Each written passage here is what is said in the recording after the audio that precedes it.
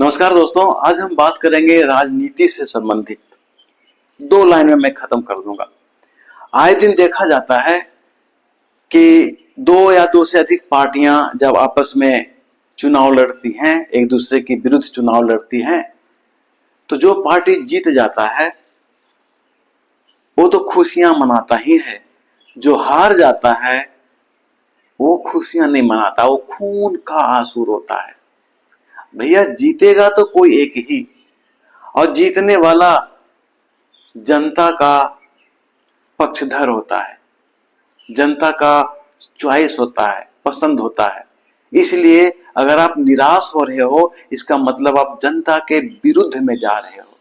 हमें वहां चाहिए कि हारने के बावजूद भी जीतने वाले को शुभकामनाएं दें, धन्यवाद दें, और विपक्ष में रहकर अगर वो गलत काम करता है तो उसकी त्रुटि को बताएं, और अच्छा काम करता है तो उसे धन्यवाद देना ना भूलें। हमारे देश की ही सबसे बड़ी कमजोरी है कि अगर कोई हमारे विरोधी पार्टी जीत गया और कितना ही अच्छा काम क्यों ना करे, हम कभी भी उसका बड़ाई नहीं करते, हमेशा उसके पैर को ही खींचते हैं। यही कारण है कि हमारे देश की ये स्थिति है।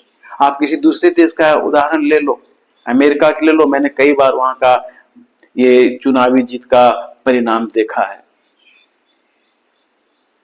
वहां हारने वाले लोग भी धन्यवाद तो देते ही हैं, काम के दौरान अगर गलत काम होता है तो उसको सामने लाते हैं कि ये गलत काम है, नहीं होना चाहिए, और अगर अच्छे काम करते हैं तो उसका बड़ाई करते हैं। मुझे इस पर एक पंक्ति याद आ गई कि निंदक नीरे राखिए आंगन कुटी छवाए, बिन साबुन पानी बिना निर्बल करे सुहाए।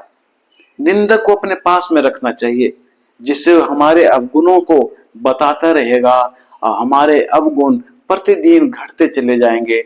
इस तरह से 30 दिन में 30 अवगुण घट जाएंगे, केवल गुण ही बचते रहेंगे।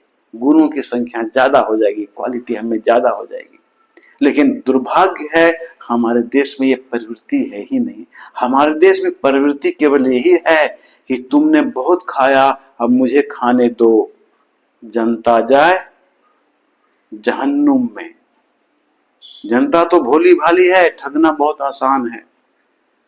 अगर हम अभी भी नहीं संभले तो मुझे कहते हुए छोटी मुंह बड़ी बातें लग रही है, लेकिन मैं कहने पे मजबूर हूं कि जितने खून पसीने बहाकर देश आजाद हुआ, शायद कहीं हम लोग उसी को फिर से न प्राप्त कर लें, यानी हमारा देश फिर से कहीं गुलाम ना हो जाए। नमस्कार।